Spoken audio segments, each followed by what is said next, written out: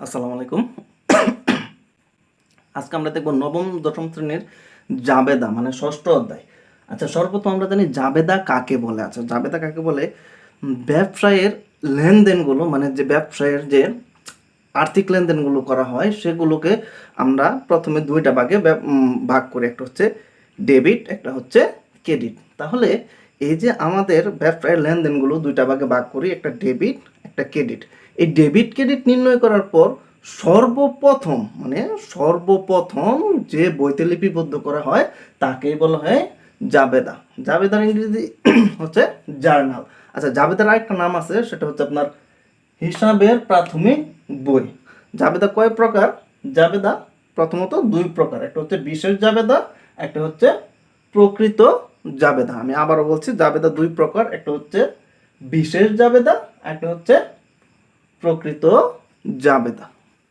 এখন এই যে মানে জাবেদা দুই প্রকার, একটা হচ্ছে বিশেষ জাবেদা, একটা হচ্ছে প্রকৃত জাবেদা। এই বিশেষ জাবেদা আর প্রকৃত জাবেদাকে আরো কয়েকটা ভাগে বিভক্ত করা হয়েছে।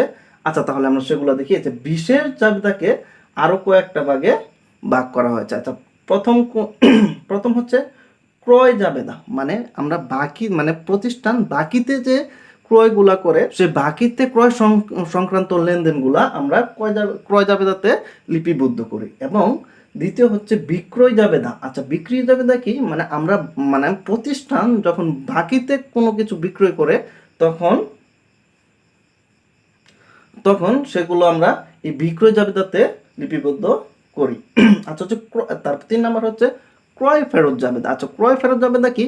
যখন আমরা এই যে বাকিতে ক্রয় করে আনছিলাম সেই পণ্যগুলো যখন মানে কোনো ত্রুটির কারণে বা কোনো সমস্যার কারণে ফেরত দেওয়া হয়, তার জন্য যে জাবেদাটা তৈরি করা হয় তাকে বলা হয় ক্রয় ফেরত জাবেদা। আর বিক্রয় ফেরত জাবেদা সেম, মানে আমরা যখন বিক্রয় করি সে বিক্রয়কৃত পণ্য যখন আবার ফেরত আসে, মানে কোনো ত্রুটির কারণে বা কোনো কিছুর কারণে যখন আবার ফেরত আসে, তখন যে জাবেদাতে লিপিবদ্ধ করা হয় তাকে বলা হয় বিক্রয় ফেরত জাবেদা। এবং আমরা মানে মানে প্রতিষ্ঠানে কন্টিনিউ যে নগদে লেনদেনগুলো করি, মানে নগদে টাকা আদান প্রদান, নগদে যে টাকাগুলো পেয়ে থাকি আমরা, ঠিক আছে, আমরা তো নগদে অনেক লেনদেন করি, তার মধ্যে যে লেনদেনতে আমরা নগদে টাকা পেয়ে থাকি সে সেই ধরনের লেনদেনগুলা নগদ প্রাপ্তি জাবেদাতে লিপিবদ্ধ করা হয়। এবং 6 নম্বর হচ্ছে আপনার নগদ প্রদান জাবেদা। মানে আমরা তো প্রতিনিয়ত নগদে আদান প্রদান করি, তো আমরা যেই লেনদেনগুলো মানে নগদে টাকা প্রদান করে থাকি, আদান না, মানে আমরা প্রদান করে থাকি, সে ধরনের লেনদেনগুলো আমরা নগদ প্রদান জাবেদায় লিপিবদ্ধ করি। এখন 2 নম্বর প্রথম বিশেষ জাবেদা গেল, পরে হচ্ছে আপনার প্রকৃত জাবেদা। প্রকৃত জাবেদাতে কয়েকটা ভাগে বিভক্ত করা হয়েছে।